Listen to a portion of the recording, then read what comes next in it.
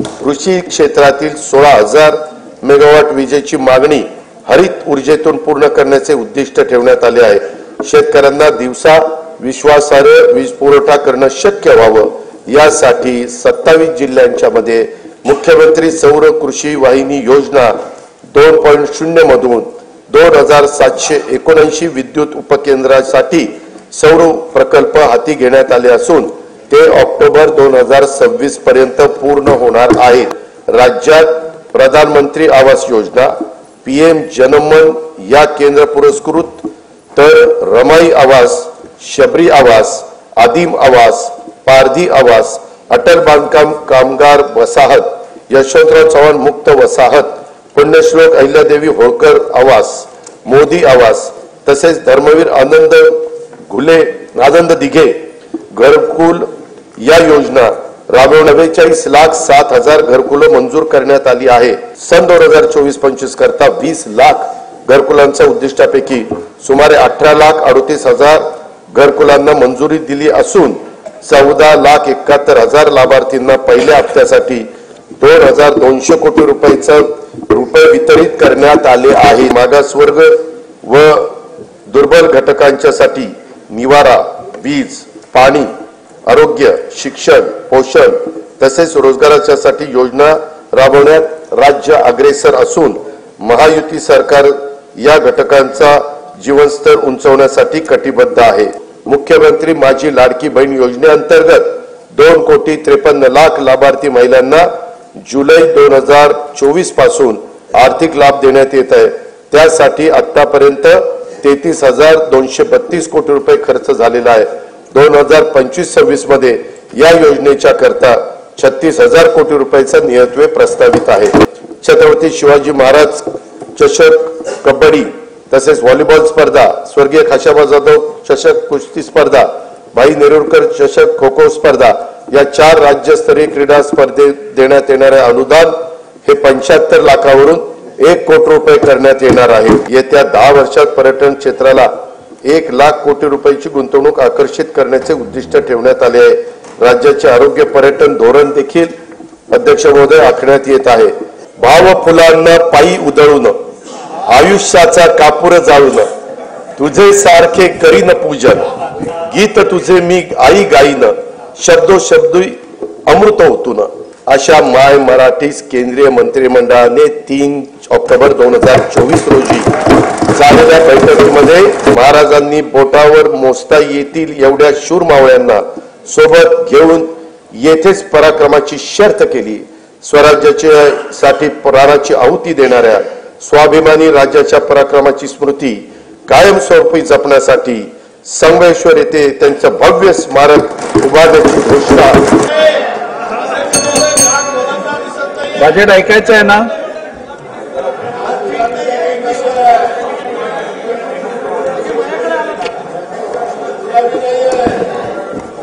सन्माननीय अध्यक्ष महोदय,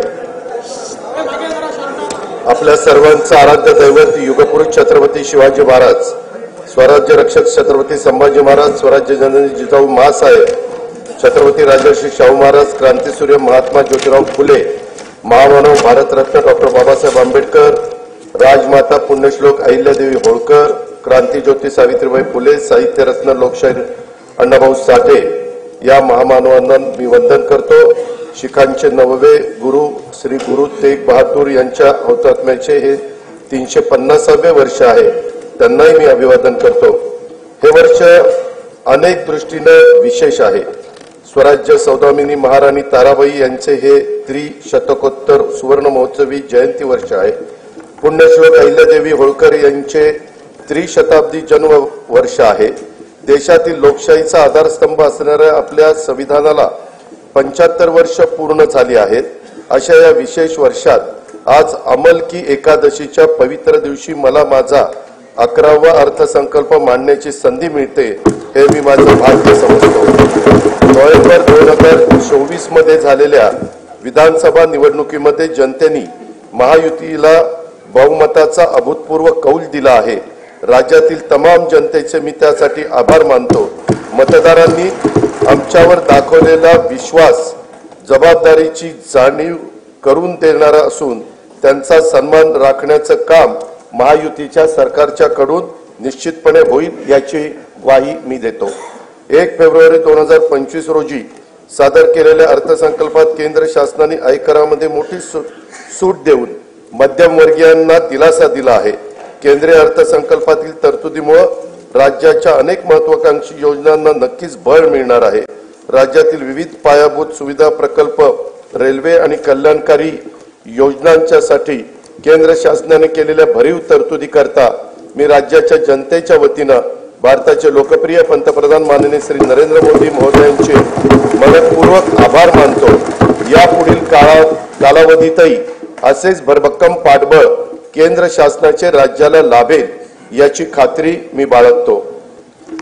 लाडक्या बहिणी मिळाल्या धन्य झालो, 1,12 प्रियजनांना मान्य झालो, विकासाची केली कामे म्हणून आम्ही पुन्हा आलो।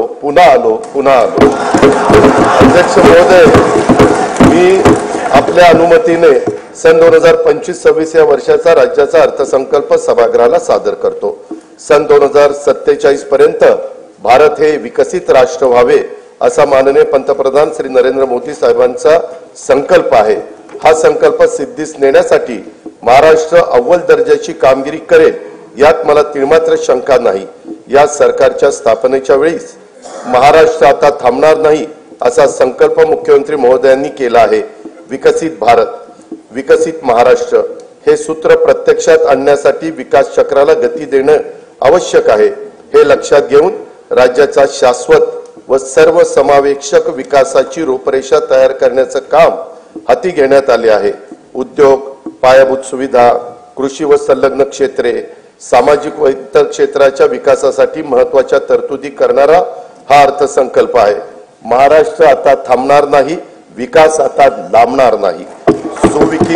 सुविकसित पायाभूत सुविधा, मुबलक नैसर्गिक संसाधने आणि कुशल मनुष्यबळामुळे महाराष्ट्र हे नवीन उद्योग स्थापित करण्यासाठी आदर्श राज्य आहे। उद्योग क्षेत्रातील देशांतर्गत व परदेशी थेट गुंतवणुकीसाठी शासन सतत प्रयत्नशील असल्याने राज्यात मोठ्या प्रमाणावर गुंतवणूक होत आहे। अर्थव्यवस्थेच्या विकास चक्राला चालना देण्यासाठी खासगी तसेच शासकीय गुंतवणूक, नागरिकांचा उपभोग खर्च आणि निर्यात या 4 प्रमुख घटकांच्या मध्ये वृद्धी होणे आवश्यक आहे। शासनाने पायाभूत सुविधांवर केलेल्या गुंतवणुकीमुळे तसेच उद्योगांना दिलेल्या विविध प्रोत्साहनामुळे मोठ्या प्रमाणावर थेट देशी व परदेशी गुंतवणूक आकर्षित होत आहे। खासगी गुंतवणुकीचे उत्पादनात मोठ्या प्रमाणावर वाढ होत आहे। रोजगारात वाढ होऊन उत्पन्नात वृद्धी होत आहे। या व्यतिरिक्त शासनाच्या विविध योजनांचा लाभ लाभार्थींच्या बँक खात्यात थेट जमा करण्यात येत असल्याने क्रय शक्ती वाढली आहे। त्याचा परिणाम बाजारात वस्तू व सेवांच्या मागणीत वाढ होण्यात झालेला आहे। परिणामी गुंतवणूक, रोजगार निर्मिती, वाढीव उत्पन्न, मागणी, गुंतवणूक असे विकास चक्र फिरते आहे। औद्योगिक विकासात राज्य सदैव अग्रेसर असून थेट विदेशी गुंतवणुकीच्या बाबतीतही देशात अव्वल आहे। जानेवारी 2025 मध्ये दावोस येथे झालेल्या जागतिक आर्थिक परिषदेमध्ये राज्य शासनाद्वारे एकूण 56 कंपन्यांच्या सोबत सामंजस्य करार करण्यात आले। त्याद्वारे येत्या काळात 15,72,654 कोटी रुपयांची गुंतवणूक होणार आहे। त्यातून 16 लाख रोजगार निर्मिती होईल असा अंदाज आहे। महायुतीचे सरकार स्थापन झाल्यानंतर राज्याच्या सर्वांगीण प्रगतीसाठी मंत्रालयीन विभाग तसेच क्षेत्रीय कार्यालयासाठी 100 दिवसाचा 7 कलमी कृती आराखडा तयार करण्यात आला। या कृती आराखड्यात संकेतस्थळाचा विकास, सुलभ जीवनमान, स्वच्छता, जनतेच्या तक्रारीचे निवारण, कार्यालयातील सोयी सुविधा, गुंतवणुकीचा प्रसार, क्षेत्रीय कार्यालयांना भेटी आदींचा समावेश करण्यात आला आहे। या कार्यक्रमामुळे प्रशासन कार्यक्षम, पारदर्शक, गतिशील, लोकाभिमुख होऊन राज्य प्रगतीच्या शिखरावर जाईल याची आम्हाला खात्री आहे। या कार्यक्रमाच्या अंमलबजावणीचे मूल्यमापन त्रयस्थ संस्थांकडून करून घेऊन उत्कृष्ट काम करणाऱ्या कार्यालयांचा गौरव करण्यात येणार आहे आणि हा कार्यक्रम निरंतर ठेवण्याचा निर्णय हा देखील घेण्यात आलेला आहे। महाराष्ट्राचं नवीन औद्योगिक धोरण 2025 लवकरच जाहीर करण्यात येणार आहे। त्या धोरणांच्या 5 वर्षाच्या कालावधीत 40 लाख कोटी रुपयांची गुंतवणूक व 50 लाख रोजगार निर्मितीचं उद्दिष्ट असेल। नवीन औद्योगिक धोरणाबरोबरच आकाश व संरक्षण क्षेत्र, उत्पादन धोरण, इलेक्ट्रॉनिक्स धोरण, जेम्स अँड ज्वेलरी धोरण, सूक्ष्म लघु व मध्यम उपक्रम धोरण, चक्रीय अर्थव्यवस्थेसाठी स्वतंत्र क्षेत्रीय धोरण जाहीर करण्यात येणार आहे। केंद्र शासनाच्या नवीन कामगार संहितेनुसार नवीन कामगार नियम तयार करण्यात येणार आहेत। निर्यातीमध्ये भरीव वाढ होण्यासाठी राज्याने महाराष्ट्र राज्य निर्यात प्रोत्साहन धोरण 2023 जाहीर केले असून राज्यात 37 विशेष आर्थिक क्षेत्रे, 8 कृषी निर्यात क्षेत्रे, निर्यात केंद्रित 27 औद्योगिक पार्क उभारण्यात आले आहेत। त्यामुळे देशाच्या एकूण निर्यातीत राज्याचं योगदान 15.4% झाले आहे। याशिवाय एक जिल्हा एक उत्पादन, जिल्ह्यांना निर्यात केंद्र म्हणून विकसित करणं, राज्य जिल्हा निर्यात प्रोत्साहन परिषद असे काही महत्त्वाचे उपक्रम राज्यात राबवण्यात येत आहेत। सन 2023-24 मध्ये 5,56,379 कोटी रुपयांची तर 24-25 मध्ये नोव्हेंबर 2024 पर्यंत 3,58,439 कोटी रुपयाची उत्पादने निर्यात करण्यात आली आहेत। राज्याचे लॉजिस्टिक धोरण 2024 जाहीर करण्यात आले असून त्याद्वारे 10,000 एकराहून अधिक क्षेत्रावर समर्पित लॉजिस्टिक पायाभूत सुविधा विकसित करण्यात येणार आहेत। प्रकल्पांना देऊ केलेल्या विशेष प्रोत्साहन व सुविधांमुळे सुमारे 5 लाख प्रत्यक्ष व अप्रत्यक्ष रोजगारांची निर्मिती होणार आहे। मुंबई महानगर प्रदेश हे आंतरराष्ट्रीय दर्जाचे आर्थिक विकास केंद्र म्हणजेच ग्रोथ हब म्हणून विकसित करण्याचा निर्णय घेण्यात आला आहे। वांद्रे कुर्ला संकुल, कुर्ला वरळी, वडाळा, गोरेगाव, नवी मुंबई, खारघर व विरार बोईसर या 7 ठिकाणी आंतरराष्ट्रीय दर्जाची व्यापारी केंद्र निर्माण केली जाणार आहेत। त्यामुळे मुंबई महानगर प्रदेशाची अर्थव्यवस्था सध्या $140 बिलियन वरून सन 2030 पर्यंत $300 बिलियन तर सन 2047 पर्यंत $1.5 ट्रिलियन पर्यंत नेण्याचं उद्दिष्ट आहे। एकेकाळी नक्षलग्रस्त म्हणून ओळखला जाणारा गडचिरोली जिल्हा आता स्टील हब म्हणून उदयास येत आहे।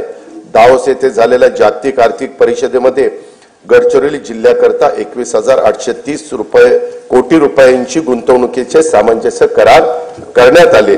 त्यातून 7,500 रोजगार निर्मिती होणे अपेक्षित आहे। गडचिरोली जिल्ह्यातील दळणवळणासाठी खनिकर्म महामार्गाचे जाळी विकसित केले जात आहे।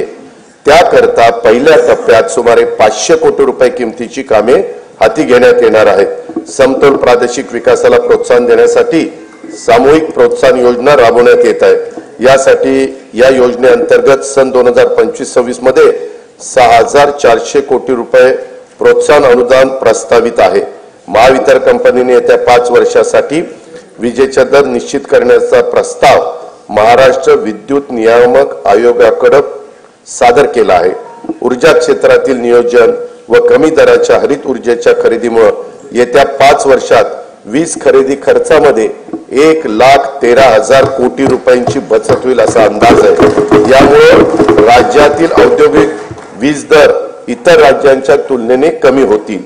बेंगळुरू मुंबई इंडस्ट्रियल कॉरिडॉर साठी भूसंपादनाची कारवाई सुरू असून या प्रकल्पामुळे राज्यातील अवर्षण प्रवण भागात उद्योगाची स्थापना होऊन रोजगार निर्मितीला चालना मिळेल। राज्याला तांत्रिक वस्त्रोद्योगाचं जागतिक केंद्र म्हणून विकसित करण्याकरता महाराष्ट्र टेक्निकल टेक्सटाईल मिशन ची स्थापना करण्यात येणार आहे। विदर्भातील कापूस उत्पादन शेतकऱ्यांना उत्पन्नात वाढ होण्यासाठी याचा उपयोग होईल। हातमाग विणकरांना प्रोत्साहन आणि सुविधा देण्यासाठी नागपूर येथे अर्बन हाट केंद्राची स्थापना करण्यात येणार आहे। गुंतवणूकदार आणि उद्योजकांना राज्यात व्यवसायासाठी अधिक पूरक परिसंस्था विकसित करण्याच्या उद्देशाने जुलै 2023 मध्ये महाराष्ट्र उद्योग व्यापार व गुंतवणूक सुविधा कायदा लागू करण्यात आला आहे। उद्योजकांना त्यांच्या उद्योगाचा विस्तार करण्यासाठी तसेच नवीन उद्योग स्थापन करण्यासाठी 17 विभागांच्याकडून देण्यात येणाऱ्या 141 सेवा आता मैत्री या संकेतस्थळामार्फत देण्यात येत आहे। आम्हावरी खेळले डोळे उद्याच्या पिढ्यांचे, आज स्वप्न बघतो आम्ही उद्याच्या दिसांचे। नवीन पिढीला रोजगारांच्या संधी उपलब्ध करून देण्यासाठी तसेच नव उपक्रमांमध्ये राज्य अग्रेसर व्हावे यासाठी नवी मुंबई येथे 250 एकर क्षेत्रावर नाविन्यता नगर इनोव्हेशन सिटी उभारण्यात येणार आहे। रतन टाटा महाराष्ट्र राज्य कौशल्य विद्यापीठाकडून मायक्रोसॉफ्ट कंपनी मार्फत 10,000 महिलांना कौशल्य व कृत्रिम बुद्धिमत्ता या विषयाचे प्रशिक्षण देण्यात येत आहे। सन 2025-26 या वर्षाकरता कार्यक्रम खर्चाकरता उद्योग विभागास 1021 कोटी रुपये, कामगार विभागास 171 कोटी रुपये, वस्त्रोद्योग विभागास 774 कोटी रुपये आणि कौशल्य रोजगार उद्योजकता आणि नाविन्यता विभागास 807 कोटी रुपयाचा नियतव्यय प्रस्तावित आहे। पायाभूत सुविधांच्या मध्ये 1 रुपयाची गुंतवणूक केली तर स्थूल राज्य उत्पन्नामध्ये 2.5 ते 3.5 रुपयांची वाढ होते। हे लक्षात घेऊन विमानचालन, रेल्वे, मेट्रो, महामार्ग, जलमार्ग, जलवाहतूक, बंदर विकास, सिंचन, ऊर्जा, परिवहन व दळणवळण येत्या क्षेत्रात येत्या 5 वर्षात विक्रमी गुंतवणूक करण्याचा शासनाचा निर्धार आहे। महाराष्ट्र सागरी विकास धोरण 2023 मध्ये बंदर विकासाकरता स्वामित्व धन, अकृषी कर, वीज शुल्क आणि मुद्रांक शुल्क यातून सूट देण्यात आली आहे। विजेसाठी औद्योगिक दर लागू करण्यात आला आहे। प्रवासी जलवाहतूक व किनारी पर्यटनाला चालना देण्यासाठी प्रवासी व बंदर करातून सूट देण्यात आली आहे। बंदराच्या करारांचा कमाल कालावधी देखील आता 90 वर्ष करण्यात आला आहे। जवाहरलाल नेहरू बंदर प्राधिकरण आणि महाराष्ट्र सागरी मंडळ हे संयुक्तरित्या पालघर जिल्ह्यात वाढवण बंदर विकसित करीत आहे। या प्रकल्पाचा एकूण खर्च 76,220 कोटी रुपये असून त्यात राज्य शासनाचा सहभाग 26% आहे। वाढवण बंदरामुळे 300 दशलक्ष मेट्रिक टन वार्षिक माल हाताळणी क्षमता निर्माण होणार आहे। जवाहरलाल नेहरू बंदराच्या सध्याच्या क्षमतेपेक्षा ती तिप्पट असणार आहे। सन 2030 पर्यंत नव्या बंदरातून माल वाहतूक सुरू होणे अपेक्षित आहे। या बंदराचा समावेश कंटेनर हाताळणी करणाऱ्या जगातील पहिल्या 10 बंदरामध्ये होणार असल्याने महाराष्ट्र राज्य भविष्यात सागरी दळणवळणातील महाशक्ती म्हणून उदयास येईल। वाढवण बंदराजवळ मुंबईतले 3रे विमानतळ प्रस्तावित असून मुंबई अहमदाबाद बुलेट ट्रेनचं स्थानकही या बंदराजवळ असणार आहे। हे बंदर समृद्धी महामार्गाला देखील जोडण्यात येणार आहे। पालघर जिल्ह्यात मौजे बुर्बे येथे बंदर निर्मितीच्या 4,259 कोटी रुपये किमतीच्या प्रकल्पास खासगी क्षेत्राच्या सहभागाने मंजुरी देण्यात आली आहे। गेटवे ऑफ इंडिया मुंबई येथून मांडवा एलिफंटापर्यंत सुरक्षित प्रवासाकरिता अत्याधुनिक सुविधायुक्त बोटींच्या साठी आर्थिक प्रोत्साहन देण्याचं धोरण जाहीर करण्यात येणार आहे। मुंबईचे गेटवे ऑफ इंडिया लगत रेडिओ क्लब येथे प्रवासी वाहतुकीकरता सुसज्ज जेटीचे 229 कोटी 27 लाख रुपये किमतीचे काम सुरू आहे। दिघी जिल्हा रायगड, वेंगुर्ला जिल्हा सिंधुदुर्ग तसेच कालेर, डोंबिवली, कोलशेत, मीरा भाईंदर जिल्हा ठाणे येथील जेटींची कामे प्रगतीपथावर आहेत। काशीत जिल्हा रायगड येथे तरंगत्या जेटीचे काम लवकरच सुरू करण्यात येत आहे। हवामान बदल आणि समुद्राच्या पातळीत होत असलेल्या वाढीमुळे निर्माण होणाऱ्या नैसर्गिक आपत्तीपासून बचाव करण्यासाठी महाराष्ट्रातील किनारी जिल्ह्यांच्या मध्ये 8,400 कोटी रुपये किमतीचा बाह्य सहाय्यित प्रकल्प राबवण्यात येणार आहे। महाराष्ट्र शाश्वत पर्यावरण पूरक किनारा संरक्षण व व्यवस्थापन या 450 कोटी रुपये किमतीच्या प्रकल्पांतर्गत सिंधुदुर्ग जिल्ह्यातील देवबाग येथे 158 कोटी रुपये किमतीच्या कामांना मान्यता देण्यात आली आहे। या प्रकल्पामुळे समुद्रकिनारी वास्तव्यास असलेल्या नागरिकांच्या जीविताचे व मालमत्तेचे रक्षण होईल। केंद्र सरकारने सन 2020-21 पासून भांडवली खर्चाकरता 50 वर्ष मुदतीच्या बिनव्याजी कर्जाची राज्यांना भांडवली गुंतवणुकीसाठी विशेष सहाय्य योजना सुरू केली आहे। या योजनेतून राज्याला 2021 ते 23-24 या कालावधीत 13,807 कोटी रुपयाचा निधी प्राप्त झाला आहे।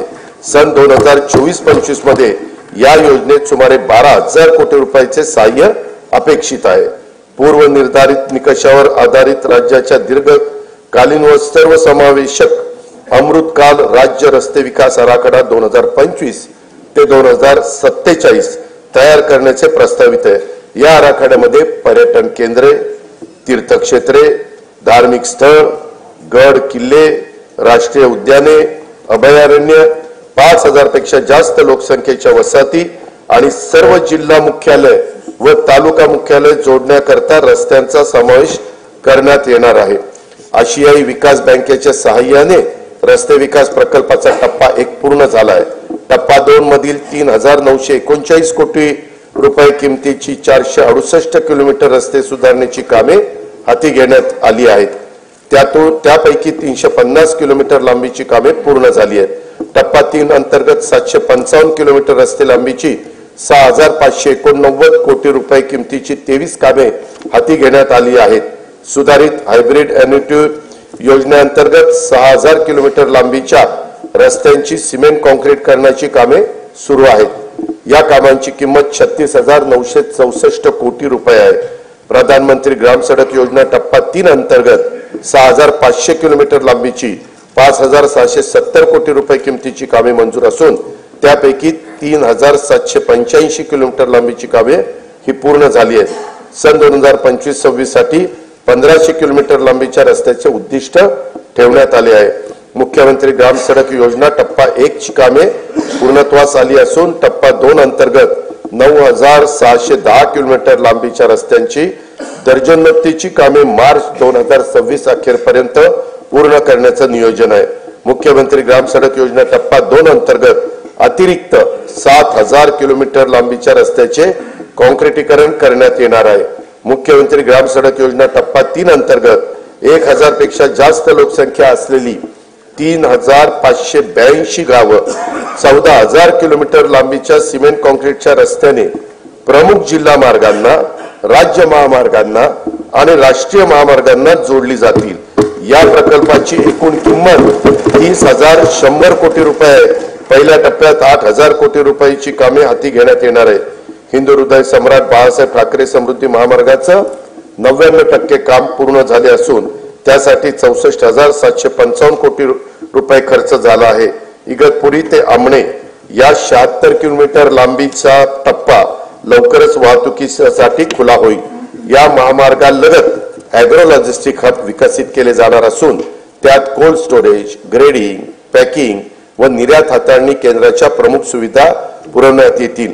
याचा लाभ प्रामुख्याने विदर्भ व मराठवाड्यातील शेतकऱ्यांना होईल। वर्धा जिल्ह्यातील पवनार ते सिंधुदुर्ग जिल्ह्यातील पात्रादेवी हा 760 किलोमीटर लांबीच्या 86,300 कोटी रुपये किमतीच्या महाराष्ट्र शक्तीपीठ महामार्गाच्या भूसंपादनाची कारवाई प्रगतीपथावर आहे। मुंबई पुणे द्रुतगती मार्गावरील खोपोली ते खंडाळा या लांबीतील मिसिंग लिंक प्रकल्पाचं काम ऑगस्ट 2025 पर्यंत पूर्ण करण्यात येणार आहे। यामुळे प्रवासाचा वेळ आणि इंधन या दोन्हीत बचत होईल आणि वाहतूक कोंडीतून देखील नागरिकांची सुटका होईल। मुंबई उपनगर परिसरातील वाहतूक गतिमान व्हावी यासाठी वर्सोवा ते मड खाडी पूल, वर्सोवा ते भाईंदर किनारी मार्ग, मुलुंड ते गोरेगाव, ठाणे ते बोरिवली आणि ऑरेंज गेट ते मरीन ड्राईव्ह भुयारी मार्ग असे 64,783 कोटी रुपये किमतीचे प्रकल्प हाती घेण्यात आले आहेत। ठाणे ते मुंबई, नवी मुंबई आंतरराष्ट्रीय विमानतळ असा उन्नत मार्ग बांधण्याचं नियोजन असून त्याद्वारे ठाणे, डोंबिवली, कल्याण व अन्य महत्वाची मोठी शहरं आंतरराष्ट्रीय विमानतळाशी सुलभरित्या जोडली जाणार आहेत। बाळकुम ते गायमुख या ठाणे किनारी मार्गाची लांबी 13.45 किलोमीटर असून त्याचे सुमारे 3,364 कोटी रुपये खर्चाचे काम सन 2028 अखेरपर्यंत पूर्ण करण्याचं आमचं नियोजन आहे। शिवडी वरळी या 1051 कोटी रुपये किमतीच्या उन्नत जोड रस्त्यांचे काम मार्च 2026 अखेर पूर्ण करण्यात येणार आहे।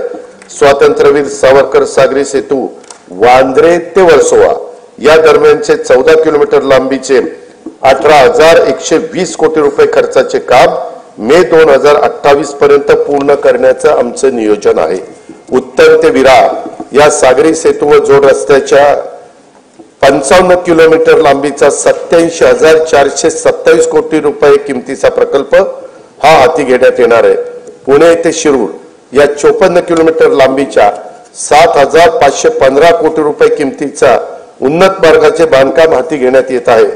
तळेगाव चाकण शिक्रापूर या रस्त्याच्या तळेगाव ते चाकण या 25 किलोमीटर लांबीत 4 पदरी उन्नत मार्ग प्रस्तावित आहे। या प्रकल्पासाठी 6,499 कोटी रुपये खर्च अपेक्षित आहे। मुंबई नागपूर पुणे महानगरातील नागरिकांना पर्यावरणपूरक शाश्वत विनाअडथळा व वातानुकूलित वाहतूक सुविधा उपलब्ध करून देण्यासाठी एकूण 143.57 किलोमीटर लांबीचे मेट्रो मार्ग कार्यान्वित करण्यात आले आहेत। या सेवेचा लाभ सुमारे 10 लाख प्रवासी रोज घेत आहेत। येत्या वर्षात मुंबईत 41.2 किलोमीटर व पुण्यामध्ये 23.2 किलोमीटर असे 64.4 किलोमीटर लांबीचे मेट्रो मार्ग सुरू होणार आहेत। येत्या 5 वर्षांमध्ये आपल्या राज्यात एकूण 237.5 किलोमीटर लांबीचे मेट्रो मार्ग कार्यान्वित करण्यात येणार आहेत। नागपूर मेट्रोचा 40 किलोमीटर लांबीचा पहिला टप्पा पूर्ण झालाय। आता दुसऱ्या टप्प्यात 6,708 कोटी रुपये किमतीच्या 43.80 किलोमीटर लांबीचे काम प्रगतीपथावर आहे। ठाणे वर्तुळाकार मेट्रो मार्ग तसेच पुण्यातील स्वारगेट ते कात्रज विस्तार मार्गिका आणि या प्रकल्पास केंद्र शासनाने मान्यता पण दिलेली आहे। पुणे मेट्रो रेल्वे टप्पा 2 अंतर्गत खडकवासला स्वारगेट हडपसर खराडी आणि नॉनस्टॉप वारजे माणिकबाग या 2 मार्गिकांच्या 9,897 कोटी रुपये किमतीचा प्रस्ताव केंद्र शासनाच्या मान्यतेकरता पाठविलेला आहे। मुंबईतील छत्रपती शिवाजी महाराज आंतरराष्ट्रीय विमानतळ ते नवी मुंबई आंतरराष्ट्रीय विमानतळ या मेट्रो मार्गाचे काम लवकरच हाती घेण्यात येणार आहे। नवी मुंबईतील उल्वे येथे 1,160 हेक्टर क्षेत्रामध्ये नव्याने विकसित होत असलेल्या नवीन मुंबई आंतरराष्ट्रीय विमानतळाची दरवर्षी 90 दशलक्ष प्रवासी आणि 2.6 दशलक्ष टन माल वाहतुकीची क्षमता असणार आहे। या प्रकल्पाचे सुमारे 85% काम पूर्ण झाले असून चाचणी उड्डाणेही यशस्वीरित्या पार पडली आहेत। तेथून एप्रिल 2025 मध्ये देशांतर्गत विमान सेवा सुरू करण्याचं आमचं नियोजन आहे। नागपूर येथील डॉक्टर बाबासाहेब आंबेडकर आंतरराष्ट्रीय विमानतळाचे खासगी सहभागातून श्रेणीवर्धन आणि आधुनिकीकरण करण्यात येत आहे। प्रवासी आणि माल वाहतूक क्षमतेत त्यामुळे वृद्धी होईल। विदर्भाच्या सर्वांगीण आर्थिक विकासाला यामुळे चालना मिळेल। शिर्डी विमानतळाचा 1,367 कोटी रुपये किमतीचा विकास कामांना मान्यता देण्यात आलेली आहे। ती कामे सुरू आहेत।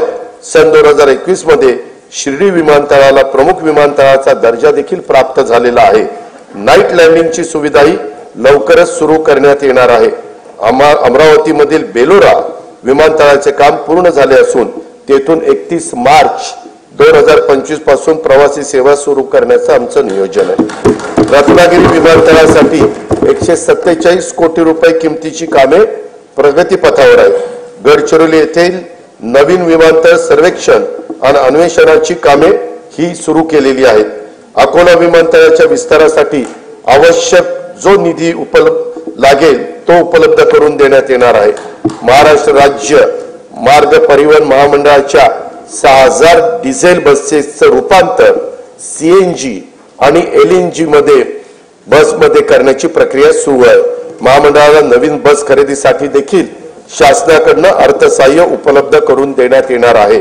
सन 2025-26 या वर्षासाठी कार्यक्रम खर्चाकरता बंदरे विभागास 484 कोटी रुपये, सार्वजनिक बांधकाम रस्ते विभागास 19,936 कोटी रुपये, परिवहन विभागास 3,710 कोटी रुपये, नगर विकास विभागास 10,729 कोटी रुपये, ग्राम विकास विभागास 11,480 कोटी रुपये, पर्यावरण व वातावरणातील बदल विभागास 245 कोटी रुपये, ऊर्जा विभागास 21,534 कोटी रुपये नियतवे प्रस्तावित आहे।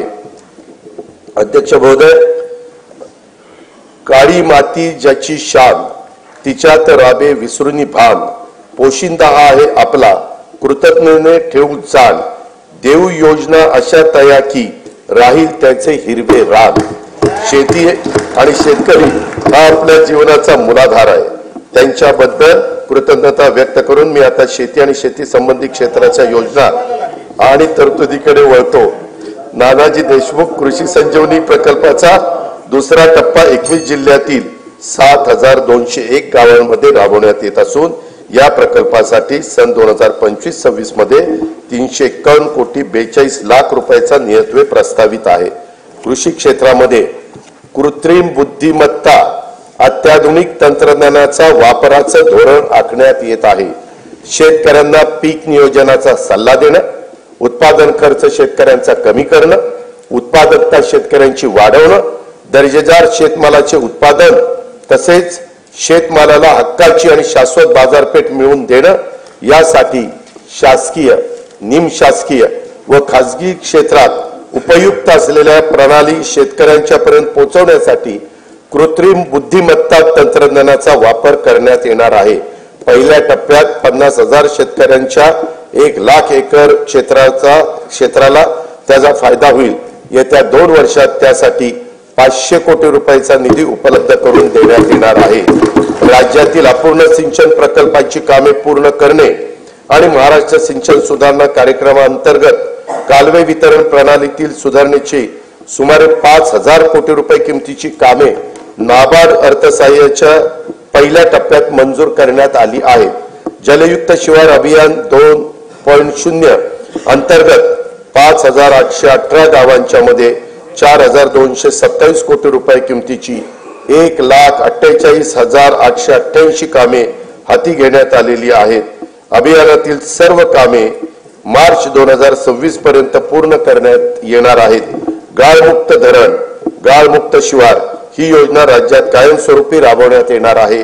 सन 2025-26 मध्ये 6.45 कोटी घनमीटर गाळ काढण्याचं उद्दिष्ट निश्चित करण्यात आलं असून त्याकरता 382 कोटी रुपये खर्च अपेक्षित आहे.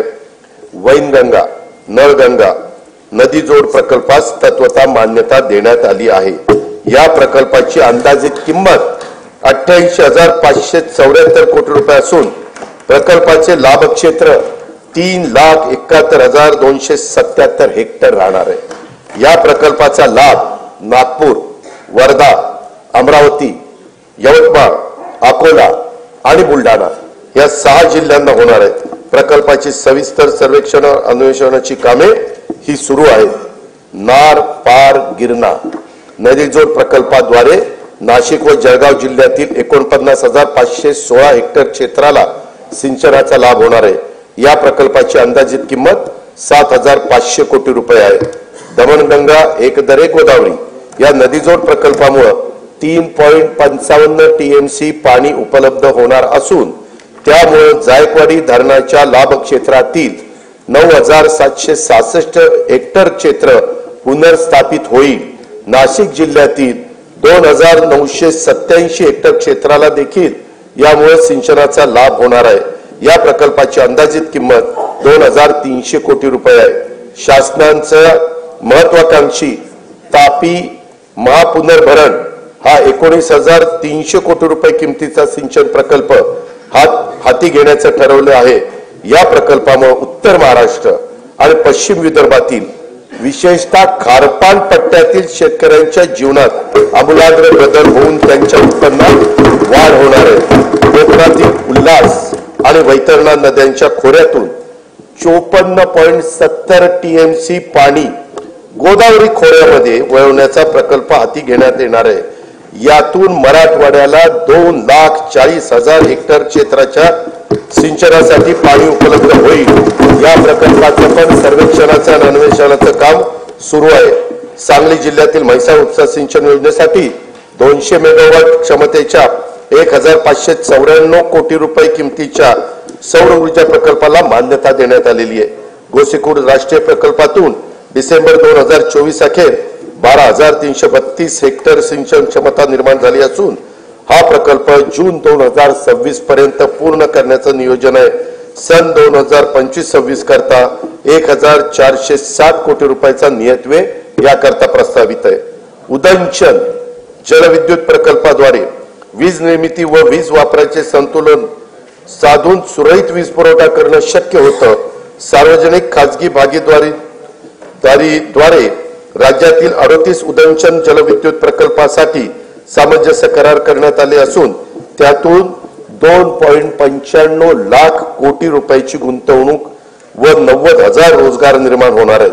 मुख्यमंत्री बळीराजा मोफत वीज योजनेअंतर्गत 7.5 हॉर्सपॉवर पर्यंतच्या 45 लाख कृषी पंपांना मोफत वीज पुरवण्यात येत आहे।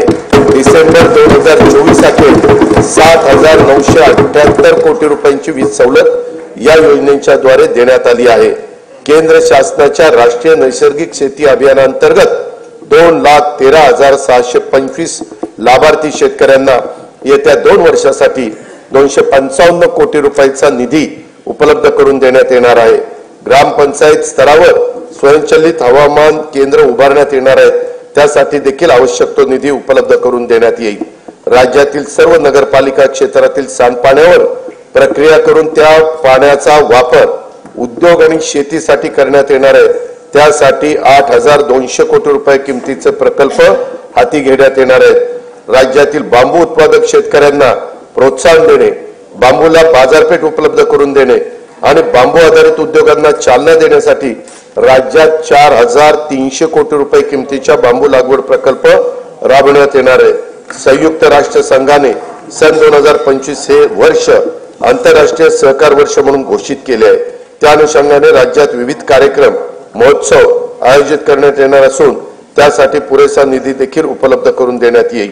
लहान सीमांत शेतकरी व कृषी नव उद्योजकांना केंद्रस्थानी ठेवून शेतमालाच्या मूल्य साखळ्यांच्या विकासासाठी 2,100 कोटी म्हणजेच 2100 कोटी रुपये किमतीचा माननीय बाळासाहेब ठाकरे कृषी व्यवसाय व ग्रामीण परिवर्तन स्मार्ट प्रकल्प राबवण्यात येत आहे। नवीन तंत्रज्ञानाचा वापर करून राज्य शाश्वत उच्च मूल्य असलेल्या कृषी व्यवसायाचे केंद्र व्हावे यासाठी Maharashtra agri business network magnet 2.0 हा सुमारे 2100 कोटी रुपयाचा बाह्य सहाय्यित प्रकल्प राबवण्यात येणार आहे। देशी गाईचे संगोपन, संवर्धन आणि संशोधनासाठी देवलापार जिल्हा नागपूर येथे गौ विज्ञान अनुसंधान केंद्रास सहाय्य केले जाईल।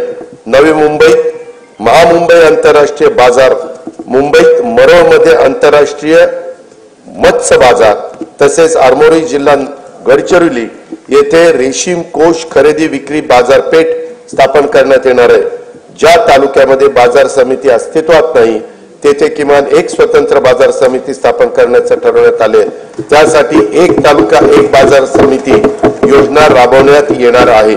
कृषी क्षेत्रातील 16,000 मेगावॉट विजेची मागणी हरित ऊर्जेतून पूर्ण करण्याचे उद्दिष्ट ठेवण्यात आले आहे।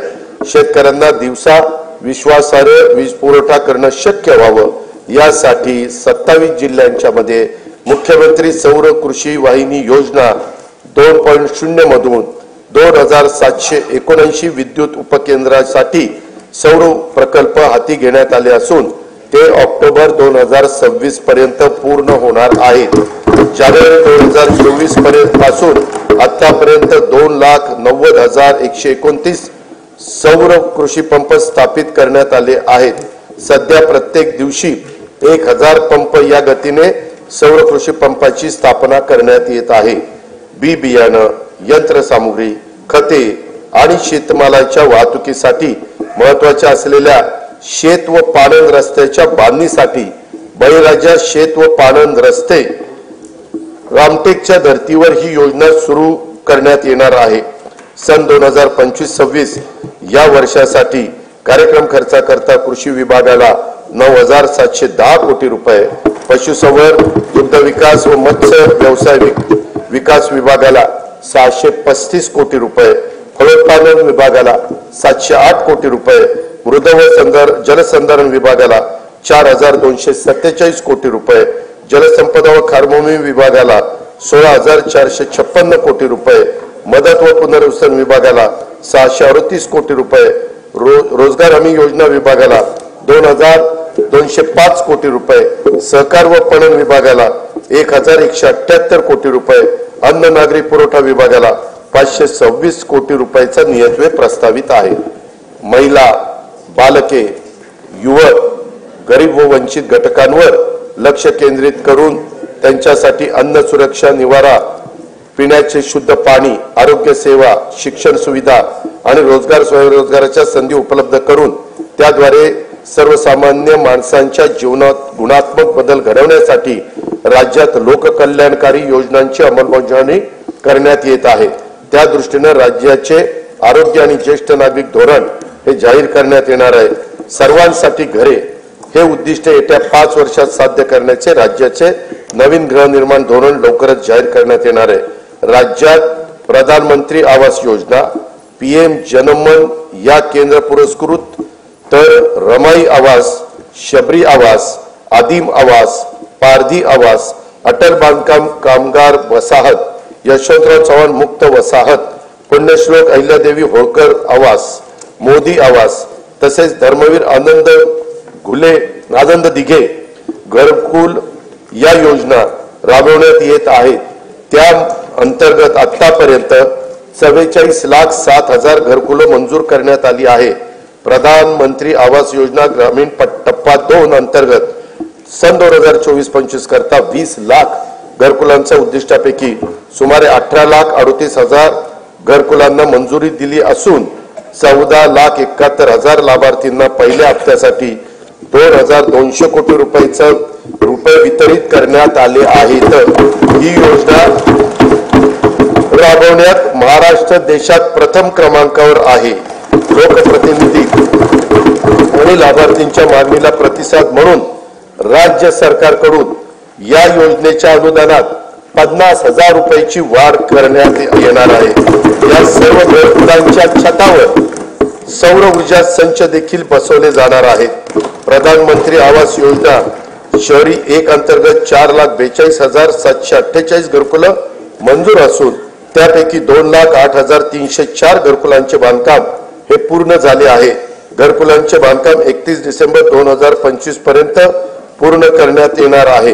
प्रधानमंत्री आवास योजना शहरी 2.0 अंतर्गत पुढील 5 वर्षासाठी 5 लाख घरकुलांचे उद्दिष्ट असून त्यासाठी 8,100 कोटी रुपयाचा निधी उपलब्ध करून देण्यात येणार आहे. नाविन्यपूर्ण बांधकाम, तंत्रज्ञानाचा वापर, हरित इमारती आणि सौर प्रणालीच्या वापरासाठी अधिकचे अनुदान देण्यात येणार आहे. पंतप्रधान सूर्यघर योजनेतून आतापर्यंत 1,30,000 घरगुती ग्राहकांनी 500 मेगावॉट पेक्षा जास्त क्षमतेचे छतावरचे सौर ऊर्जा संच स्थापित केले असून त्यांना आतापर्यंत 1,000 कोटी रुपयांचे पेक्षा जास्त अनुदानाचा लाभ देण्यात आला आहे. 0 ते 100 युनिट वीज वापरणाऱ्या सुमारे 1.5 कोटी वीज ग्राहकांना छतावरील सौर ऊर्जा संच खरेदीसाठी अनुदान देण्याची योजना राज्य सरकारकडून सुरू करण्यात येणार असून या योजनेमुळे येत्या काही काळात राज्यातील सुमारे 70% वीज ग्राहकांचे वीज बिल टप्प्याटप्प्याने शून्यावर येणार आहे. सातारा जिल्ह्यातील मांद्याची वाडी व टेकवडी या गावांना सौरग्राम म्हणून घोषित केले असून त्यांच्यासह अन्य 8 गावांचे सौर ऊर्जेचे 100% विद्युतीकरण करण्यात येणार आहे. वैद्यकीय महाविद्यालय आणि आरोग्य संस्थांसह राज्यातील सर्व शासकीय कार्यालयामध्ये सौर विद्युत यंत्रणा स्थापित करण्यात येणार आहे. राज्यातील 52,500 रास्त दुकानांमधील ई-पॉस मशीन इलेक्ट्रॉनिक्स वजन काट्यांना जोडण्यात येत आहे. राष्ट्रीय अन्न सुरक्षा योजनेअंतर्गत सप्लाय चेन, ब्लॉक चेन तंत्रज्ञान वापरून स्वस्त धान्याची वाहतूक व वितरण प्रणाली अधिक पारदर्शक व कार्यक्षम करण्यात येणार आहे. जल जीवन मिशन योजनेअंतर्गत सुमारे 1,30,00,000 कुटुंबांना नळ जोडणी देण्यात आली असून सन 2025-26 मध्ये याकरता 3,939 कोटी रुपयाचा नियतव्यय प्रस्तावित आहे. गोदावरी खोरे पुनर्भरण व मराठवाडा ग्रीड हे महत्वाकांक्षी प्रकल्प आंतरराष्ट्रीय वित्तीय संस्थांच्या सहाय्याने राबवण्यात येणार आहेत. या प्रकल्पाची एकूण किंमत 37,668 कोटी रुपये आहे. स्वच्छ भारत अभियान ग्रामीण टप्पा 2 अंतर्गत घनकचरा, सांडपाणी व प्लास्टिक कचरा व्यवस्थापन, सार्वजनिक स्वच्छता संकुल तसेच घरगुती स्वच्छतागृहांची कामे हाती घेण्यात आली असून 2025-26 मध्ये त्याकरता 1484 कोटी रुपयाचा नियतव्यय प्रस्तावित आहे. प्रत्येक व्यक्तीला त्याच्या घरापासून 5 किलोमीटर परिघात दर्जेदार प्राथमिक आरोग्य सेवा उपलब्ध व्हावी यासाठी विशेष कार्यक्रम हाती घेण्यात येणार आहे. आयुष्यमान भारत प्रधानमंत्री जन आरोग्य योजनेची ओळखपत्रे कालबद्ध पद्धतीने वितरित करण्यात येणार असून महात्मा फुले जन आरोग्य योजने अंगीकृत रुग्णालयाच्या संख्येत आवश्यकतेनुसार वाढ करण्यात येणार आहे. ठाणे येथे 200 खाटांचे तर रत्नागिरी जिल्ह्यात 100 खाटांचे संदर्भ सेवा रुग्णालय आणि रायगड जिल्ह्यात 200 खाटांचे अतिविशेषोपचार रुग्णालय उभारण्यात येत आहे. स्वर्गीय बाबा आमटे आणि साधनाताई आमटे यांनी स्थापन केलेल्या महारोगी सेवा समितीच्या अमृत महोत्सवी वर्षाच्या निमित्तानं आनंदवनला देण्यात येणाऱ्या प्रतिरुग्ण पुनर्वसन अनुदानात भरीव वाढ करण्यात येणार आहे. राज्यातील मागासवर्ग व दुर्बल घटकांच्यासाठी निवारा, वीज, पाणी, आरोग्य, शिक्षण, पोषण तसेच रोजगाराच्यासाठी योजना राबवण्यात राज्य अग्रेसर असून महायुती सरकार या घटकांचा जीवनस्तर उंचावण्यासाठी कटिबद्ध आहे.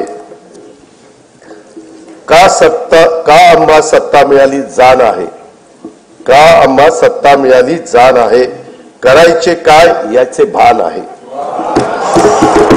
साथ द्या आम्हास नेऊ राज्य पुढती, उंच त्याची न्यावयाची शान आहे.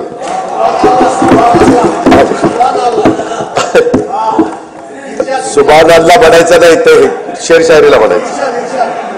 अनुसूचित जाती घटकांच्या सर्वांगीण विकासासाठी राजर्षी शाहू महाराज शिष्यवृत्ती योजना, विद्यार्थी वसतिगृह, भारतरत्न डॉक्टर बाबासाहेब आंबेडकर स्वाधार योजना, साहित्यरत्न लोकशाहीर अण्णाभाऊ साठे नागरी वस्ती सुधार योजना इत्यादी योजना राबवण्यात येत आहेत.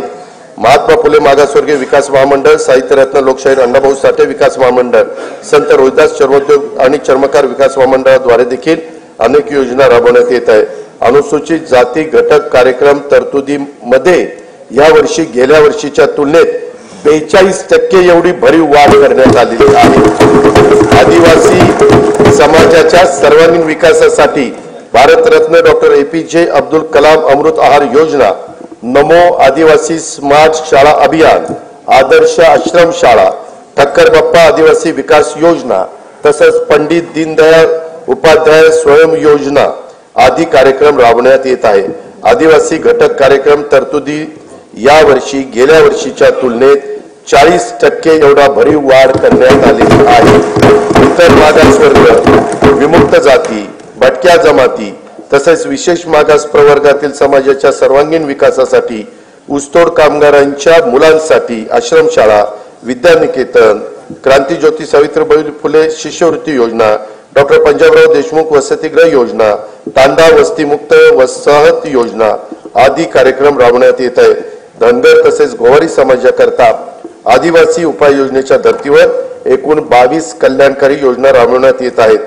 बौद्ध, जैन, शीख, पारसी, ख्रिश्चन, यहुदी व मुस्लिम या अल्पसंख्याक समुदायातील घटकांच्या विकासासाठी विविध योजना राबवण्यात येत असून अल्पसंख्याक संशोधन व प्रशिक्षण संस्था स्थापन करण्यात आलेली आहे. या संस्थेला देखील पुरेसा निधी उपलब्ध करून देण्यात येईल.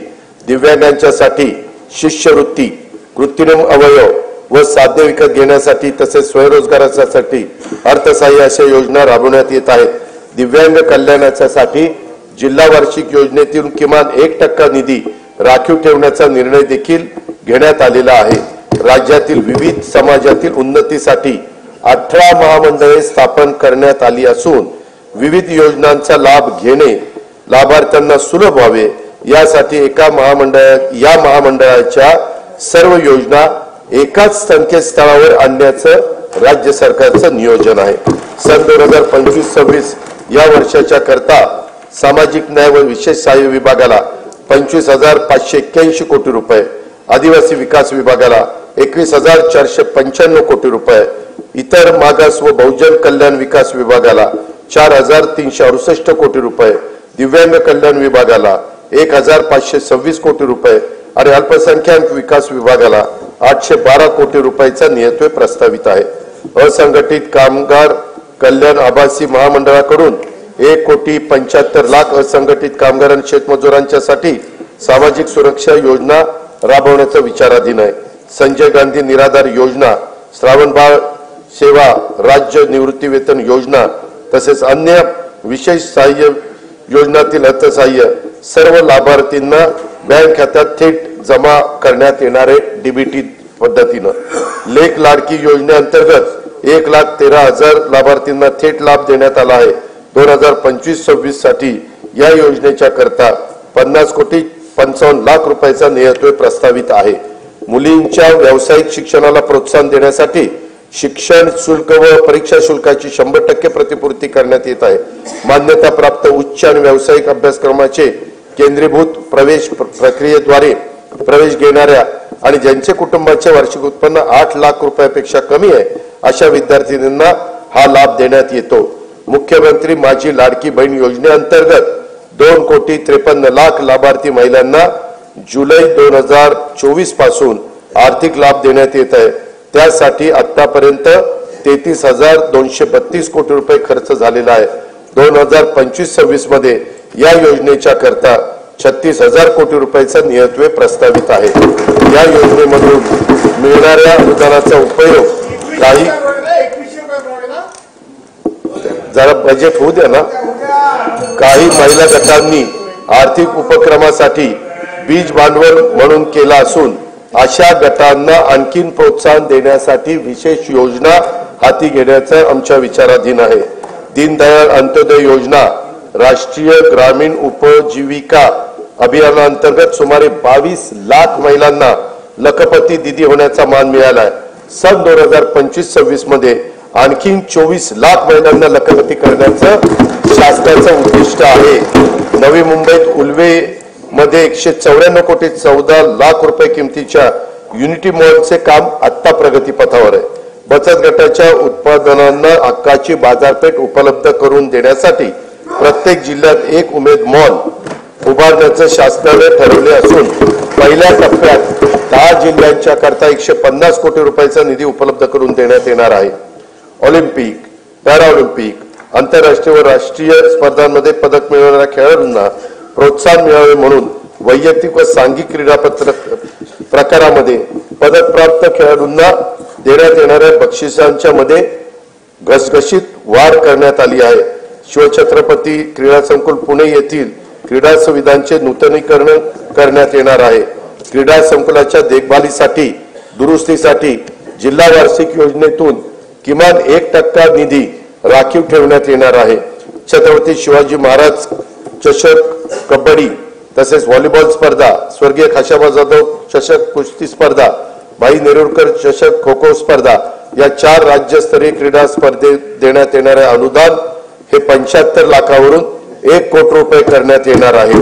सन 2025-26 या वर्षाकरता कार्यक्रम खर्चाकरता गृहनिर्माण विभागाला 1,246 कोटी 55 लाख रुपये, पाणी पुरवठा व स्वच्छता विभागाला 3,875 कोटी रुपये, सार्वजनिक आरोग्य विभागाला 3,827 कोटी रुपये, उच्च व तंत्र शिक्षण विभागाला 3,098 कोटी रुपये, वैद्यकीय शिक्षण व औषधी द्रव्य विभागाला 2,574 कोटी रुपये, महिला व बाल विकास विभागाला 31,907 कोटी रुपये, शालेय शिक्षण व क्रीडा विभागाला 3,496 कोटी रुपये नियतव्यय प्रस्तावित आहे। मुंबईतील गुन्हेगारीस प्रतिबंध, जलद आपत्कालीन प्रतिसाद आणि प्रभावी सार्वजनिक सुरक्षेसाठी पोलीस आयुक्त बृहन्मुंबई यांच्या कार्यालयात कृत्रिम बुद्धिमत्तेवर आधारित नवे हायटेक कमांड कंट्रोल सेंटर स्थापन करण्यात येणार आहे। गुन्ह्यातील पुरावा शास्त्रोक्त पद्धतीने गोळा करून त्याचा विश्लेषणाद्वारे दोषसिद्धीचे प्रमाण वाढवण्यास मदत व्हावी यासाठी 21 पथदर्शी फिरती न्यायवैद्यक वाहने लोकार्पित करण्यात आली आहेत। सायबर सुरक्षा संदर्भात तज्ञ मनुष्यबळांचा पुरवठा करण्यासाठी महाराष्ट्र सायबर गुन्हे सुरक्षा महामंडळ स्थापित करण्यात येणार आहे। घरबांधणी अग्रिमाची मागणी करणाऱ्या पोलीस दलातील सर्व अधिकारी व कर्मचाऱ्यांना अग्रिम देणे शक्य व्हावे यासाठी आवश्यक ती तरतूद करण्यात येणार आहे। राज्यात एकूण 18 नवीन न्यायालयाची स्थापना करण्यात आली आहे। त्यामध्ये दर्यापूर जिल्हा अमरावती, पौड इंदापूर आणि जुन्नर जिल्हा पुणे, पैठण गंगापूर जिल्हा छत्रपती संभाजीनगर, आर्वी जिल्हा वर्धा, काटोल जिल्हा नागपूर, वणी जिल्हा यवतमाळ, तुळजापूर जिल्हा धाराशिव आणि तसेच हिंगोली जिल्हा म्हणजे जिल्ह्याच्या ठिकाणी न्यायालयाचा याच्यामध्ये समावेश आहे. सन 2025-26 या वर्षाच्या कार्यक्रम खर्चाकरता गृह पोलीस विभागास 2237 कोटी रुपये, उत्पादन शुल्क विभागाला 153 कोटी रुपये, विधी व न्याय विभागाला 759 कोटी रुपये व महाराष्ट्र विधानमंडळ सचिवालयास 547 कोटी रुपये देयत्वे प्रस्तावित आहे. मुख्यमंत्री शाश्वत समृद्ध पंचायत राज अभियान राज्यात राबवण्यात येणार असून त्यात भाग घेणाऱ्या अत्युत्कृष्ट ग्रामपंचायतींना तालुका पातळीवर राज्य स्तरापर्यंत पुरस्कार देण्याचे प्रस्तावित आहे. राज्यात सध्या राबवण्यात येत असलेल्या योजनांचे मूल्यमापन करून त्यांचे सुसूत्रीकरण तसेच साधन संपत्तीच्या स्रोताचा अभ्यास करून त्यामध्ये वाढ करण्याचे उपाय सुचवण्यासाठी उच्चस्तरीय समिती स्थापन करण्यात आली असून या समितीच्या शिफारसी विचारात घेऊन योजनांची अधिक प्रभावी अंमलबजावणी करण्यासाठी उपाययोजना करण्यात येणार आहे. सन 2025-26 या वर्षासाठी कार्यक्रम खर्चाकरता नियोजन विभागाला 9,060 कोटी रुपये 60,45 लाख रुपये, वित्त विभागाला 208 कोटी रुपये, महसूल आणि वन विभागाला 2,981 कोटी रुपयाचा नियतव्य प्रस्तावित आहे. महाराष्ट्राला निसर्गरम्य समुद्रकिनारा, प्राचीन लेण्या, गड किल्ले, घनदाट वनसंपदा असा समृद्ध वारसा लाभला. पर्यटन क्षेत्रात खासगी गुंतवणुकीसाठी उत्साहवर्धक आणि अनुकूल वातावरण निर्माण करण्याकरता पर्यटन धोरण 2024 जाहीर करण्यात आले असून येत्या 10 वर्षात पर्यटन क्षेत्राला 1 लाख कोटी रुपयाची गुंतवणूक आकर्षित करण्याचे उद्दिष्ट ठेवण्यात आले आहे. राज्याचे आरोग्य पर्यटन धोरण देखील अध्यक्ष महोदय आखण्यात येत आहे. मुघलांच्या नजरकैदेतून आग्र्यातून सुटका हा शिवचरित्रातील प्रेरणादायी प्रसंग आहे. छत्रपती शिवाजी महाराज नजरकैदेत होते, तेथे भव्य स्मारक उभारण्याचं राज्य सरकारने ठरवलेलं आहे. त्यासाठी उत्तर प्रदेश शासनाच्या सहकार्याने जागा उपलब्ध करून घेण्यात येईल आणि त्याच्यामध्ये तशा प्रकारचं त्या भव्य स्मारक उभारण्यात येईल. येणाऱ्या पिढ्यांना शिवरायांच्या स्फूर्तिदायी चरित्राची ओळख अद्ययावत तंत्रज्ञानाच्या आधारे करून देण्यासाठी पुणे शहरातील आंबेगाव येथे 4 टप्प्यात भव्य शिवसृष्टी प्रकल्प उभारण्यात येत आहे. त्यातील 2 टप्प्याचं काम पूर्ण झालेलं आहे. उर्वरित काम गती होण्यासाठी राज्य सरकारकडून आणखी 50 कोटी रुपयाचा निधी उपलब्ध करून देण्यात येणार आहे. छत्रपती शिवरायांनी स्थापन केलेल्या स्वराज्याच्या रक्षण आणि विस्तारासाठी जीवन समर्पित केलेल्या असीम शौर्य आणि धैर्याने लढलेल्या सर्व लढायात विजयश्री मिळवणाऱ्या छत्रपती संभाजी महाराजांच्या पराक्रमाच्या खुणा महाराष्ट्रात जिथे आहेत त्या कोकणातील संगमेश्वर हे एक ठिकाण आहे. औरंगजेबाच्या महाकाय सेनेशी महाराजांनी बोटावर मोजता येतील एवढ्या शूर मावळ्यांना सोबत घेऊन येथेच पराक्रमाची शर्त केली. स्वराज्यासाठी प्राणाची आहुती देणाऱ्या स्वाभिमानी राज्याच्या पराक्रमाची स्मृती कायमस्वरूपी जपण्यासाठी संगमेश्वर येथे त्यांचं भव्य स्मारक उभारण्याची घोषणा मी त्या ठिकाणी करतो. छत्रपती संभाजी महाराजांचे पवित्र बलिदान स्थळ असलेल्या मौजे तुळापूर व समाधी स्थळ मौजे वडू बुद्रुक येथे त्यांचं भव्य स्मारकाचं काम अतिशय जोरात प्रगतीपथावर आहे. दरवर्षी एका प्रेरणादायी गीताला छत्रपती संभाजी महाराज राज्य प्रेरणा गीत पुरस्कार प्रदान करण्याचा निर्णय देखील शासनाने घेतला आणि तो अंमलबजावणी केली. छत्रपती संभाजी महाराज की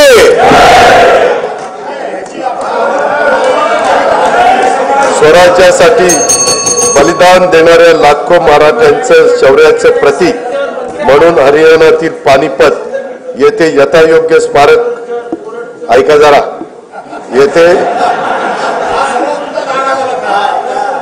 हरियाणातील पानिपत येथे यथायोग्य स्मारक उभारण्याचा निर्णय आम्ही घेतलेला आहे. मराठ्यांच्या शौर्याचं प्रतीक आहे. हरियाणा शासन पण आमचेच मुख्यमंत्री आहेत, त्यांना आमचे हे मुख्यमंत्री बोलतील आणि स्मारकाची जागा घेतील आणि तेही स्मारक त्या ठिकाणी होईल.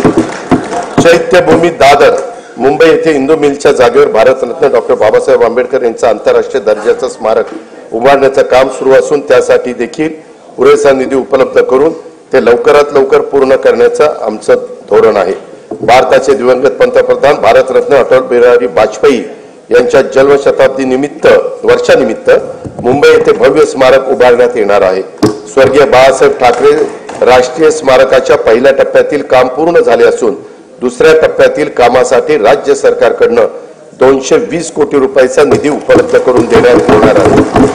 आद्य शिक्षिका ज्ञानज्योती सावित्रीबाई फुले यांचे जन्मगाव असलेल्या नायगाव तालुका खंडाळा जिल्हा सातारा येथे त्यांच्या कार्यास साजेस स्मारक व महिला प्रशिक्षण केंद्र उभारण्यात येणार आहे। साहित्यरत्न आज त्यांची पुण्यतिथी, मी त्यांना अभिवादन करतो। साहित्यरत्न लोकशाही अण्णाभाऊ साठे यांचे जन्मस्थळ वाटेगाव तालुका वाळवा जिल्हा सांगली येथे स्मारकासाठी तसेच त्यांचे नावे प्रस्तावित चिरागनगर मुंबई येथील संशोधन प्रशिक्षण संस्थेसाठी पुरेसा निधी उपलब्ध करून देण्यात येणार आहे। संगमवाडी पुणे येथे वस्ताद लहुजी साळवे यांच्या स्मारकाचं काम अतिशय जोरात प्रगतीपथावर आहे। सन 2027 मध्ये नाशिक येथे होणाऱ्या सिंहस्थ कुंभमेळ्याच्या निमित्तानं नमामि गोदावरी अभियानाचा आराखडा तयार करण्यात येत आहे। कुंभमेळ्याच्या सुव्यवस्थित आयोजनासाठी विशेष प्राधिकरणाची स्थापना करून त्यासाठी आवश्यक तो निधी उपलब्ध करून देण्यात येणार आहे। नाशिक येथे राम कालपथ विकास प्रकल्पांतर्गत रामकुंड, काळाराम मंदिर आणि गोदातट परिसरातील पर्यटनाच्या दृष्टीने विकास करण्यासाठी 146 कोटी 10 लाख रुपये किमतीची कामे हाती घेण्यात येत आहेत। दुर्गम ते सुगम कार्यक्रमाद्वारे डोंगराळ भागातील प्राचीन मंदिरे, धार्मिक स्थळे, गड किल्ले व इतर निसर्गरम्य 45 ठिकाणी रोपवेद्वारे जोडण्यात येणार आहेत। राज्यातील प्राचीन मंदिराचे जतन, संवर्धन व परिसर विकासासाठी आवश्यक निधी उपलब्ध करून देण्यात येणार आहे। महानुभाव पंथाच्या श्रद्धास्थानाच्या विकासाची कामे देखील हाती घेण्यात येणार आहेत। प्रभू रामाच्या पदस्पर्शाने पावन झालेल्या रामटेक येथील श्रीराम मंदिराच्या नूतनीकरणाचे काम सुरू असून तेथे दरवर्षी सांस्कृतिक महोत्सवाचे आयोजन करण्याचे नियोजन आहे। सिंधुदुर्ग जिल्ह्यातील सागरी संग्रहालय, कृत्रिम प्रवाह आणि पाणबुडी पर्यटन हे 75 कोटी रुपये किमतीची कामे प्रगतीत आहेत। कोयनानगर तालुका पाटण जिल्हा सातारा येथे स्कायवॉकची उभारणी व नेहरू उद्यानाचे सुशोभीकरण हे देखील करण्यात येणार आहे। मुनावळे तालुका जावळी येथील सातारा येथील जलपर्यटन प्रकल्पाचा पहिला टप्पा पर्यटकांच्यासाठी खुला करण्यात आला आहे। आता हेळवाद जिल्हा सातारा येथे कोयना जलपर्यटन प्रकल्पाला मान्यता देण्यात आली आहे। ठाणे जिल्ह्यातील मुरबाड तालुक्यातील माळशेज घाटात काचेचा स्कायवॉक उभारण्यात येणार आहे। अध्यक्ष महोदय, भाव फुलांना पायी उधळून आयुष्याचा कापूर जाळून तुझे सारखे करीन पूजन, गीत तुझे मी आई गाईन, शब्दोशब्दी अमृत होतून, अशा माय मराठी केंद्रीय मंत्रिमंडळाने 3 ऑक्टोबर 2024 रोजी झालेल्या बैठकीमध्ये अभिजात भाषेचा दर्जा दिल्याबद्दल राज्यातल्या तमाम जनतेच्या वतीनं आणि जगभरातील मराठी भाषिकांच्या वतीनं मी माननीय पंतप्रधान नरेंद्र मोदी महोदयांचे मनपूर्वक आभार मानतो। यापुढे दरवर्षी 3 ऑक्टोबर हा दिवस अभिजात मराठी भाषा सन्मान दिन व 3 ते 9 ऑक्टोबर दरम्यान अभिजात मराठी भाषा सप्ताह साजरा करण्यात येईल। मराठी भाषा विद्यापीठ रिद्धपूर येथे अभिजात मराठी भाषेच्या संशोधन व अध्ययनासाठी उच्च दर्जाचे संशोधन केंद्र तसेच अनुवाद अकादमी स्थापित करण्यात येणार आहे। मराठी भाषेच्या संवर्धनासाठी कार्य करणाऱ्या संस्थांच्या माध्यमातून अभिजात मराठी भाषा विषयक उपक्रम राबवण्यात येणार आहेत। मराठी भाषेच्या संशोधनातील उल्लेखनीय कामगिरीबद्दल पुरस्कार सुरू करण्यात येणार आहे। सन 2025-26 या वर्षाच्या कार्यक्रम खर्चाकरता सार्वजनिक बांधकाम इमारती विभागाला 1367 कोटी रुपये, पर्यटन व सांस्कृतिक कार्य विभागाला 3159 कोटी रुपये, सामान्य प्रशासन विभागाला 2899 कोटी रुपये आणि मराठी भाषा विभागाला 225 कोटी रुपयाचा नियतव्यय हा प्रस्तावित आहे। सन 2024-25च्या अंदाजपत्रकात 4,99,463 कोटी रुपये महसुली जमा अपेक्षित होती। महसुली जमेचे सुधारित अंदाज 5,36,463 कोटी रुपये निश्चित करण्यात आले। सन 2024-25च्या एकूण खर्चाचा अर्थसंकल्पीय अंदाज 6,12,293 कोटी रुपये व सुधारित अंदाज 6,72,030 कोटी रुपये असून भांडवली व कल्याणकारी योजनांवरील खर्चात झालेल्या वाढीमुळे सन 2024-25 या वर्षाच्या एकूण खर्चाच्या सुधारित अंदाजात ही वाढ झालेली आहे। सन 2025-26 या आर्थिक वर्षात जिल्हा वार्षिक योजनेअंतर्गत 20,165 कोटी रुपयाची भरीव तरतूद करण्यात आली आहे। गेल्या वर्षीच्या तुलनेत 2,000 कोटी रुपयांनी ही तरतूद वाढवलेली आहे। सन 2025-26 मध्ये कार्यक्रम खर्चाकरता रक्कम 2,54,560 कोटी रुपये निश्चित करण्यात आले असून त्यामध्ये अनुसूचित जाती घटक कार्यक्रमासाठी 22,668 कोटी रुपये तर आदिवासी घटक कार्यक्रमासाठी 21,495 कोटी रुपयाचा नियतव्यय प्रस्तावित आहे। नियतव्ययाचा समावेश आहे। सन 2025-26च्या अर्थसंकल्पामध्ये एकूण खर्चासाठी 7,20,00,000 कोटी रुपयाची तरतूद केली आहे। सन 2025-26च्या अर्थसंकल्पामध्ये महसुली जमा 5,60,964 कोटी रुपये व महसुली खर्च 6,06,855 कोटी रुपये अंदाजित आहे। परिणामी 45,891 कोटी रुपये अंदाजित तूट येत आहे। राजकोषीय सुधारणांमध्ये राज्य नेहमीच अग्रेसर राहिले आहे। राजकोषीय उत्तरदायित्व व वित्तीय व्यवस्थापन कायद्यानुसार राज्याच्या राजकोषीय तूट स्थूल राज्य उत्पन्नाच्या 3% कमी ठेवण्यात शासन यशस्वी झाले आहे। तसेच राज्याची महसुली तूट ही सातत्याने स्थूल राज्याच्या उत्पन्नाच्या 1% कमी राहिलेली आहे। 25-26 ची राजकोषीय तूट 1,36,235 कोटी रुपये। यानंतर अध्यक्ष महोदय मी अर्थसंकल्पाच्या भाग 2 कडे त्या ठिकाणी वळतो। अध्यक्ष महोदय मी आता अर्थसंकल्पाचा तुला गरज आहे पाण्याची मी आता अर्थसंकल्पाचा भाग 2 माननीय सभागृहासमोर सादर करीत आहे। सन 2024-25 या आर्थिक वर्षासाठी राज्याच्या स्वतःच्या कर महसुलाचे अर्थसंकल्पीय उद्दिष्ट 3,43,040 कोटी रुपये एवढे निश्चित करण्यात आले होते। सन 2024-25 या आर्थिक वर्षासाठी राज्याचा स्वतःचा कर महसुलाचा सुधारित अंदाज 3,67,467 कोटी रुपये एवढा प्रस्तावित करण्यात येत आहे। 25-26 या आर्थिक वर्षासाठी राज्याच्या स्वतःच्या कर महसुलात अर्थसंकल्पीय उद्दिष्ट 3,87,674 कोटी रुपये एवढे प्रस्तावित आहे। वस्तू व सेवा कर कायदा लागू करण्यापूर्वी राज्य कर विभागातर्फे राबवण्यात आलेल्या विविध कायद्यानुसार सार्वजनिक क्षेत्रातील उपक्रमाकडे असलेली थकबाकीची तडजोड करण्यासाठी मी अभय योजना जाहीर करत आहे।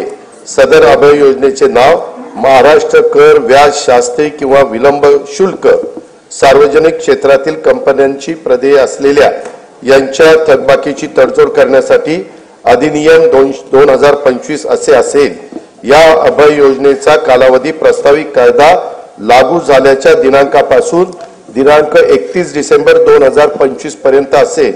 सध्या व्यक्तिगत मालकीच्या परिवहनेतर 4 चाकी CNG व LPG वाहनांवर वाहन प्रकार आणि किमतीनुसार 7 ते 9% दराने मोटार वाहन कराची आकारणी केली जाते। या कराच्या दरामध्ये 1% वाढ प्रस्तावित करीत आहे। सदर वाढीमुळे राज्याला 25-26 मध्ये 150 कोटी रुपयाचा अतिरिक्त महसूल मिळणे अपेक्षित आहे। राज्यात 30 लाखापेक्षा अधिक किमतीच्या इलेक्ट्रॉनिक वाहनांवर 6% दराने मोटार वाहन कराची आकारणी करण्याचे प्रस्तावित आहे। मोटार वाहन कराची कमाल मर्यादा ही 20 लाखाची होती, ती आता 30 लाख रुपये करण्याचे प्रस्तावित आहे। कमाल मर्यादेत प्रस्तावित वाढीमुळे 2025-26 मध्ये राज्याला सुमारे 170 कोटी रुपयाचा अतिरिक्त महसूल मिळेल असे अपेक्षित आहे।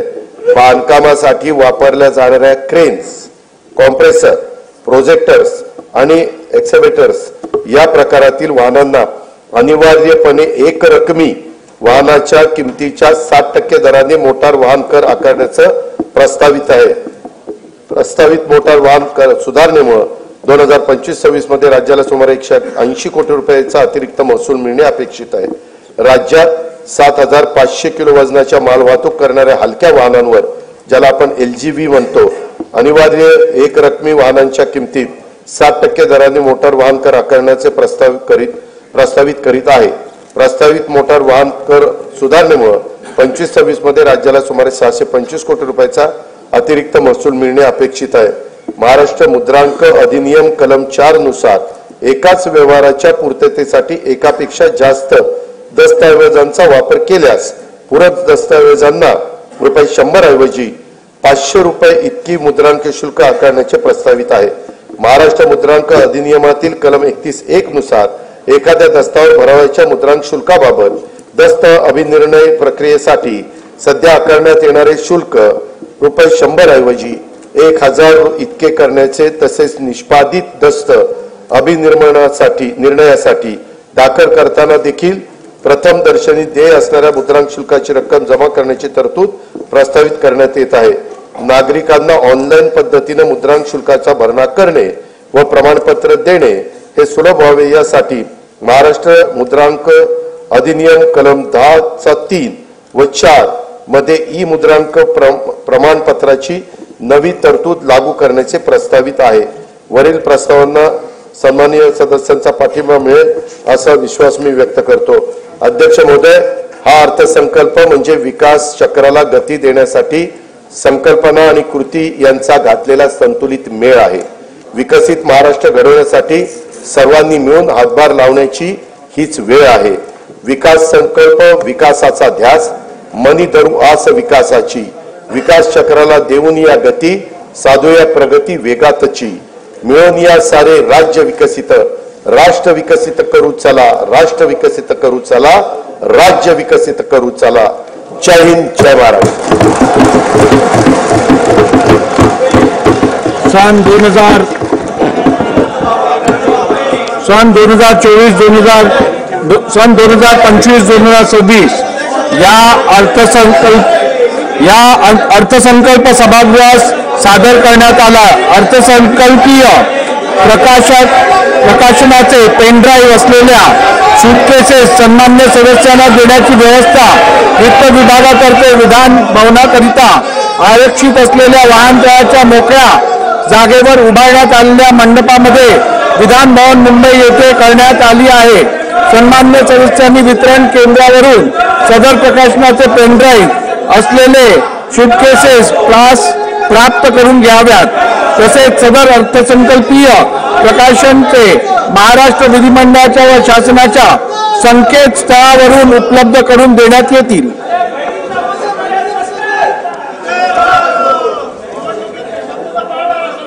सभागृहाची बैठक आता स्थगित होत आहे. मंगळवार दिनांक 11 मार्च 2025 रोजी सकाळी 11 वाजता सभागृहाची बैठक भरेल.